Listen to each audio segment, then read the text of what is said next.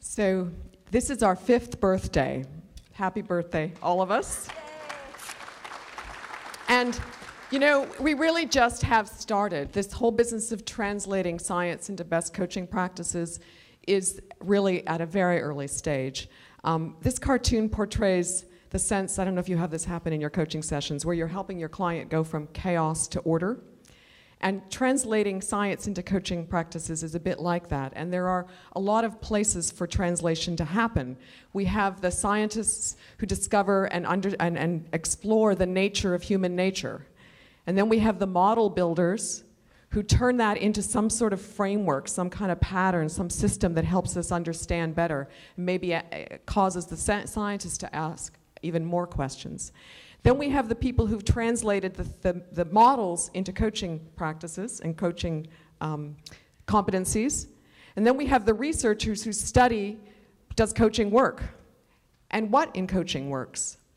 And then at the end of this poor line, you have the poor coach who's saying, what the heck do I do next in this conversation? So we have a lot of translators and a lot of translating to do. And I want to just give you kind of a quick tour of our speakers because each of them is contributing to this multi-step process. But before, on Wednesday, in my inbox was Scientific American Mind and Brain, this month's issue. And there was a really cool article that, this isn't exactly the title, this is what it meant. The sense of awe slows our perception of time. This is 2 very intense days. And if we can slow time just a little to absorb all of it, that would be a great gift.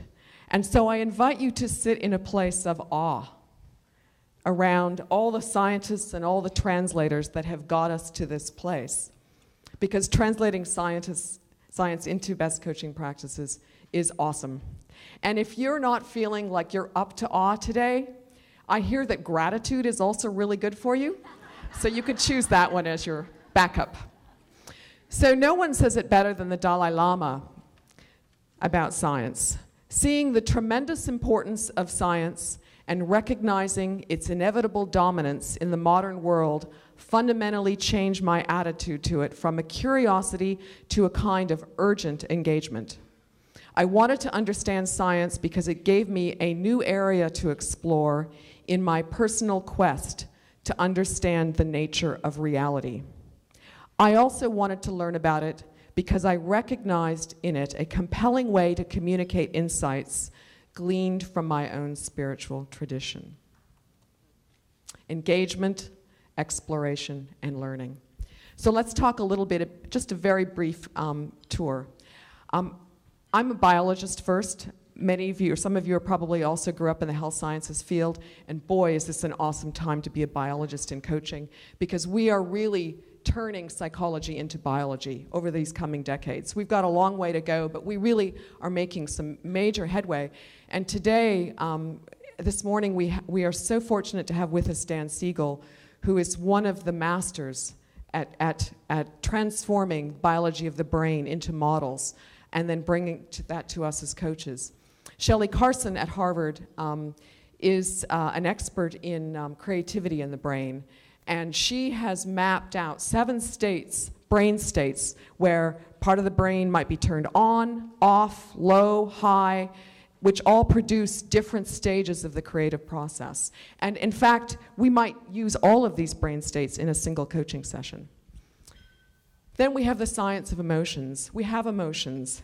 Wonderful thing, thanks to Dan Goleman for helping us see how important and valuable our emotions are. And so we're kicking off today to explore the world of emotional intelligence.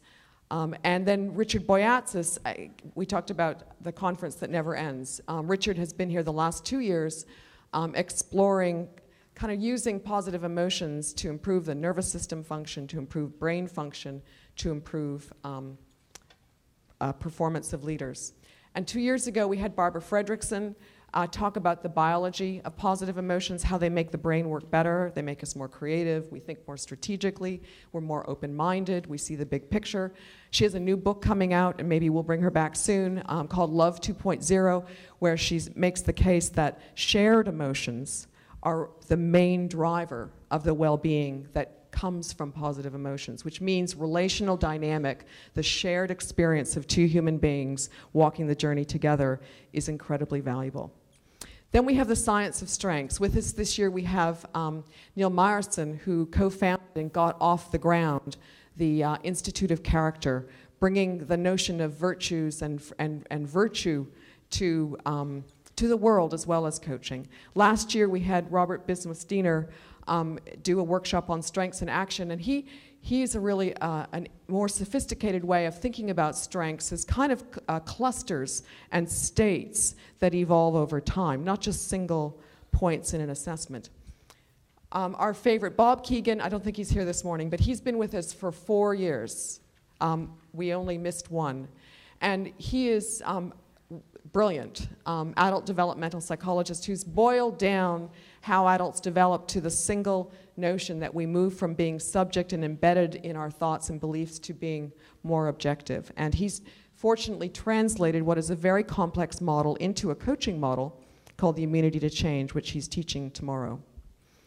Then we have Dick Kilberg, and I was saying to Dick last night, I cracked open. I mean, you have to crack open your books. They sort of, they're big textbooks with big covers, and they are jammed full of amazing stuff that for many of us will give us a few headaches getting through because it's so interesting and so challenging. And Dick, I think, is almost single-handedly has really brought a scientific foundation to executive coaching.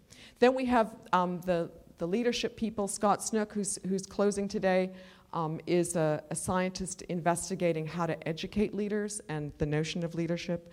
And then Deb Ancona is doing a workshop today and presenting tomorrow on a research-based model for leadership.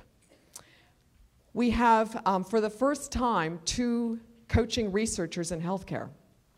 Ruth Wolliver, who I've gotten to know over the last few years, who is the leader in this space. She has really moved the literature forward, kind of the way Tony Grant has done in the executive coaching space. And then Jerry Jerome is here, and Jerry is an investigator on a Journal of American Medical Association paper that came out in November, a coaching intervention for obesity that showed sustained weight loss at 2 years out, which is unheard of in the weight loss field. So a big landmark for all of us. Tomorrow we have David Katz. David is a force to himself. He is the man for solving the obesity crisis.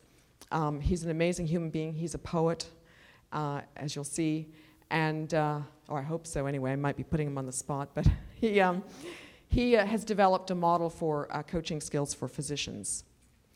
And then we've started a new track, which is to feature a variety of people that are at Harvard Medical School who've all brought important pieces. Helen Rice, who has translated the science of empathy into teaching physicians how to be more empathetic. Lillian Chung, who wrote a book with Thich Nhat Hanh, who was the Buddhist who inspired Jon Kabat-Zinn on mindfulness. Jeff Szymanski on perfectionism. And then Bob Brooks, he really is the man for the translation of what do I do next? He has got this youthful zest and beautiful spirit. His workshop has sold out based on his talk last year. And we're closing with art, as we do. The last 4 years we've had a musical experience. We had Ben Zander 2 years in a row. Last year we had Eric Whitaker, who's the cyberspace choral phenomenon. And this year we have a kind of a quieter form of art. We have a corporate poet. Many of you know David White. And I want to channel David with this poem called This Poem Belongs to You. This poem belongs to you and is already finished. It was begun years ago, and I put it away knowing it would come into the world in its own time. In fact, you have already read it, and closing the pages of the book, you are now abandoning the projects of the day and putting on your shoes and coat to take a walk. It has been long years since you felt like this. You have remembered what I remembered when I first began to write. To leave you with who's considered to be the first psychologist, William James, and his name graces a Harvard college. A mind once stretched by a new idea or new understanding will never fully return to its original dimensions. So here's to stretching our minds over the next 2 days. Thank you.